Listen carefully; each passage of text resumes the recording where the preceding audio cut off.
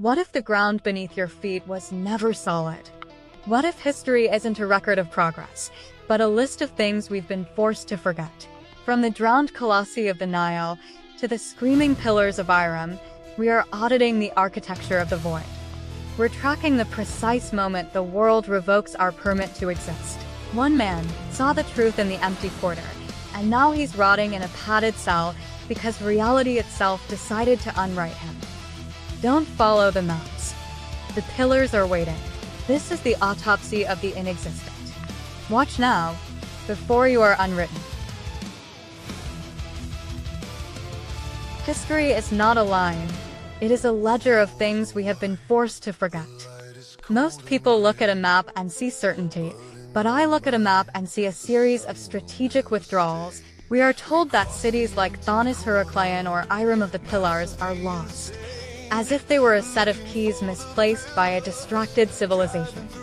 But the truth is far more forensic.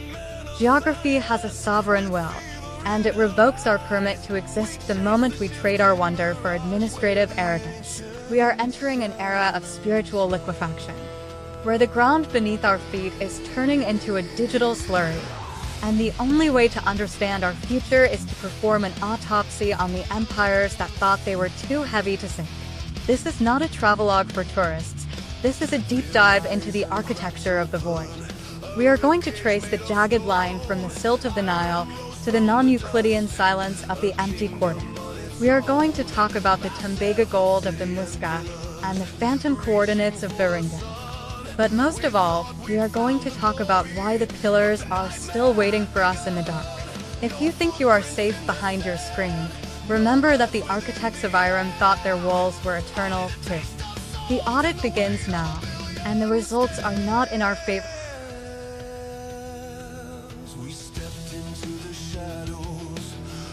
To understand how a city becomes a ghost, you have to understand the physics of failure. Take Thonis Heracleion, the great emporium of the Nile. For centuries, it was the gatekeeper of the Mediterranean, a machine of aduanas and maritime taxation that believed its wealth was a shield against the deltaic plague. But when the IEASM mapped the ruins in the Bay of Aboukir, they didn't find a war, they found a structural collapse. The technical term is soil liquefaction. The pharaohs built massive granite colossi, about 5-meter-tall gods that weighed hundreds of tons, on a substrate of saturated silt. They pushed the earth until the earth decided to become a liquid. During the seismic tremors of the late Roman era, the city didn't just fall, it was swallowed.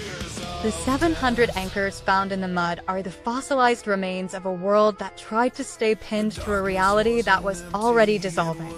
This is the same concentric delusion that buried Atlantis. Plato wasn't writing a fairy tale, he was describing a naval power that choked on its own geometric perfection. They traded the divine for the orichalcumene of brass alloy that mimicked the sun but lacked its heat. They built rings of water and land like a prison of ego, and the Atlantic responded by reclaiming the license. We see the same pattern today. We build our digital towers on the shifting sands of data, forgetting that the higher the monument, the faster the liquefaction. The water of the Nile and the waves of the Atlantic are silent sovereigns that do not negotiate with the ledger.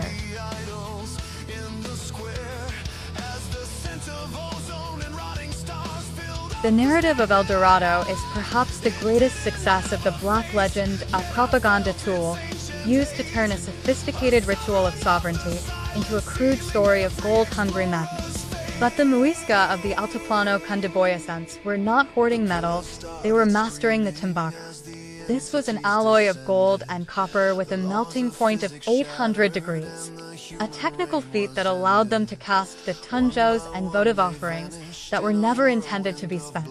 The gilded man at Laguna de Guadavita was performing an act of spiritual taxation, returning the gold to the goddess Kie to maintain the balance of the world. The Spanish Empire, in its true wisdom, recognized this not as primitive greed, but as an integrated civilization of the spirit. Look at Cibola, the 7 cities of gold. Fray Marcos de Niza saw the sun hitting the adobe walls of the Zuni pueblos and thought he saw a treasury. He wasn't lying, he was witnessing a different kind of wealth. The architecture of light. The adobe, made of mud and straw, possessed a brilliance that surpassed any coin. While the industrial mines of 1909 went bankrupt trying to drain Guadavita, only for the mud to turn into cement. The Hispanic tradition understood that some riches are meant to be submerged. We have lost this capacity for sacrifice. We want the gold without the timbaga, and we want the city without the light. In doing so, we have become the very thing the Muisca feared. Hungry ghosts wandering a desert of our own making, unable to see the adobe for the dust.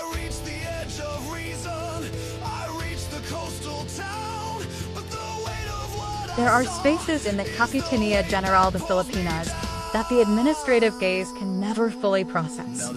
Barangan City is the most prominent glitch in our GPS-mapped reality. It is a metropolis of light that exists between the municipios of Gandara and Taraina, a place where the lost are found, and the found are never seen again. The Encantos who dwell there are described with clinical precision. They lack a fulcrum, that small groove above the lip that marks our humanity. They are beautiful, westernized, and utterly sovereign. This is not folklore, this is a dimensional withdrawal. In the 1960s, luxury shipments were invoiced to Birengan City, and today, pilots still report phantom coordinates where a massive urban center appears on sensors, but remains invisible to the eye. It is the same silence that swallowed the island of San Juan Hali, a landmass that appeared on maps for 200 years before simply choosing to vanish. In 1906, a railway engineer in Panay was forced to curve his tracks around invisible buildings warned of by the Timao tribe. The curve remains today, a scar of honesty on a landscape of lies. We think we own the territory because we have mapped it, but Birengan proves that the land has its own secrets and its own borders. To consume the black rice of the Encantos is to sign a contract of permanent severance. We are obsessed with capturing these places on camera, but they exist precisely because they refuse to be processed. They are the ultimate resistance against the digital abyss cities that exist on their own terms, in the gaps of a world that is too loud to hear the silence.